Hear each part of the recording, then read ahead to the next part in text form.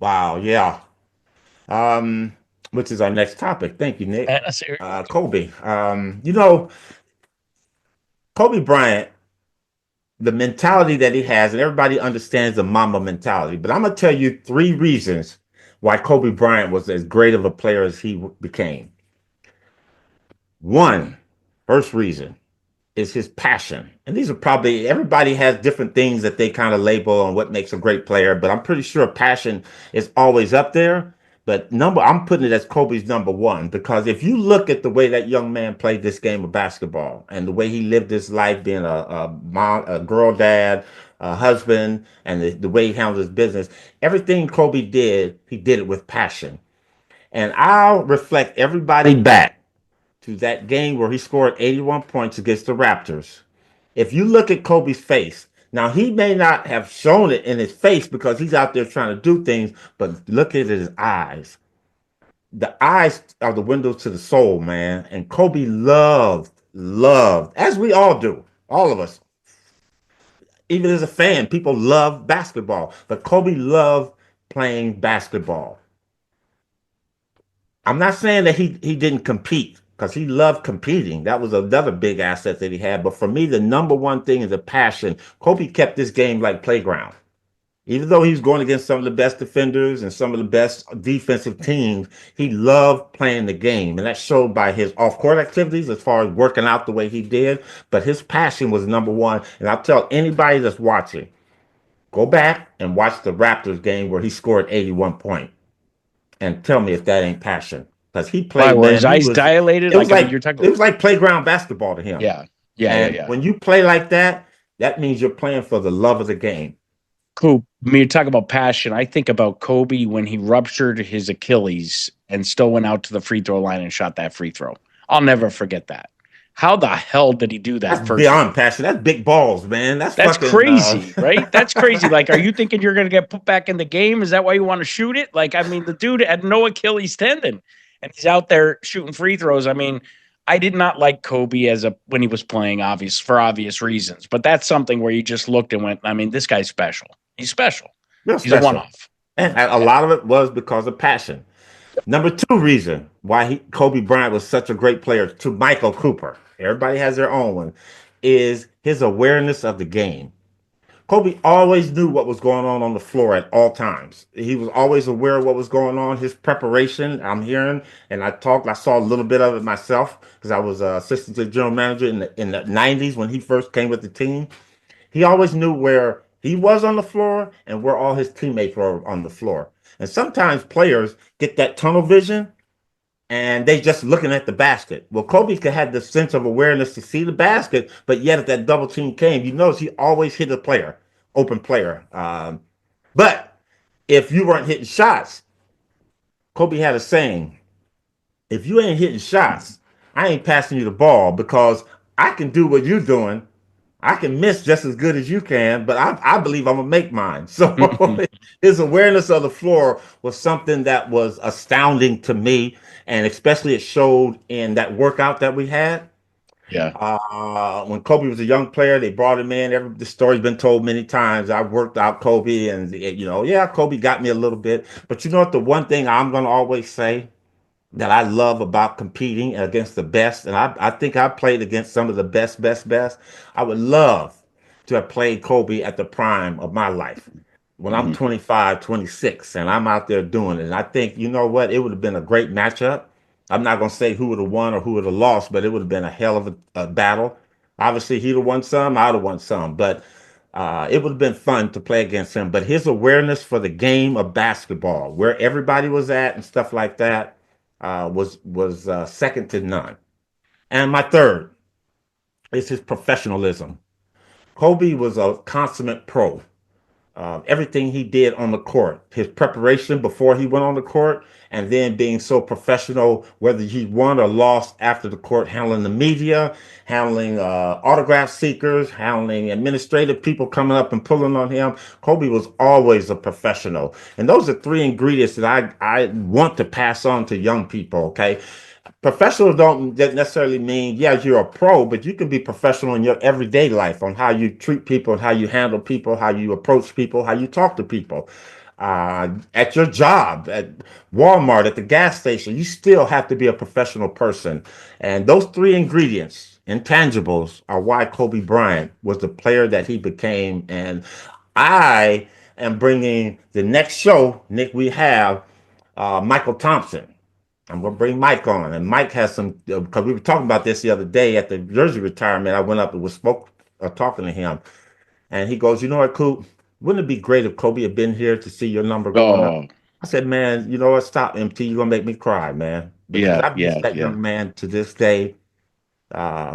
More than I mean, it's almost like when I think about it, it hurts my heart because it's almost like yesterday. I remember exactly what I was doing the day that happened, Me too. Yep. and yeah, it would have been fun to have Kobe there. But passion, awareness for the game of basketball, and keeping that professionalism is why Kobe Bryant became KOBE. The professionalism is like he was always showed you he was serious. Even if he was goofing around, he meant business. I mean, as media, I loved covering. I wasn't a huge Kobe fan, but I loved covering Kobe press conferences because they were always funny, snarky, smart ass, but never disrespectful. He was never disrespectful. I mean, I see guys today, players and coaches, who are just flat outright disrespectful to media.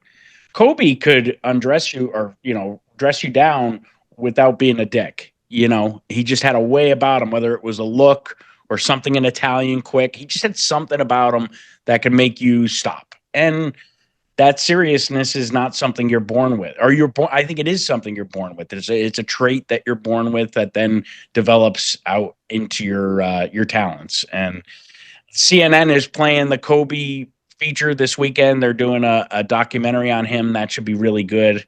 I saw Obviously, that. Yeah, I'm gonna watch that. I yeah, don't watch a I'm lot gonna of watch that. documentaries, but yeah, I'm gonna tune into I'm gonna that watch one. that Guess too. what I I saw am last too. night on TV? What? The Bird Magic thing again. That came on, man. Courtship Arrivals, dude. That Yeah, is a great. I still get choked up during that. you know what? For the how well, it was not a matter of when it was going to happen. I mean, how it was going to happen. It was just a matter of when it was going to happen. But I'm so enamored with that, as well as I will be with this Kobe thing piece, because it's probably some things that you hadn't seen in the Yeah. past or heard interviews and stuff like that. So yeah, those two That pieces. Courtship Arrivals, Coop. It Yeah, all especially time great, man. One of the all it's time a great. all-time great documentary, and especially at the end when they're talking about Magic with HIV and how it affected Bird, and just, dude, I'm getting the chills right now. I don't know that there aren't many things that gave me the chills as a kid and gives me the chills now today, and that those two guys do. And you were there, dude. Like, come on. This is like I'm looking in the eyes of somebody who witnessed the energy from that period, the ramp up to 84. Come on, man. Next week we're bringing in Michael Thompson, Coop. What else we got on track? We got to get Magic in here one of these days. Oh, you know what? I'm not gonna say anything, but I've been working on him, and you know what? Yeah, we won't say that. I'm Leave not it gonna at tease you that. guys. So, last subject, Nick. Last Our subject. SBC. I got Oh three boy. for you. Uh-oh. Okay, Go. start, Uh-huh. bench, and cut. Your first one, Mark Price, Cleveland Cavaliers hot shooter. Mark Price could Yep. shoot the basketball, man. Jim Les, a journeyman kind of like myself, hard nosed, tough guard, played for Sacramento Kings, now coaches UC Davis, my son. And then Scottie Brooks, assistant coach with the Lakers right Scottie now. Scottie played for Brooks. He Houston, was tough, the hard as Miami nails. or no, Orlando too? Orlando, yeah, Scottie moved Orlando, yeah. around a bit, Did but Scotty played. have the record for assists in one game? I think so. I I think believe so. so. So that one's pretty So you easy. got that's the three little men. Mark Price, Jim Les, Scottie Brooks. Who do you start? Who do you bench? Who do you cut?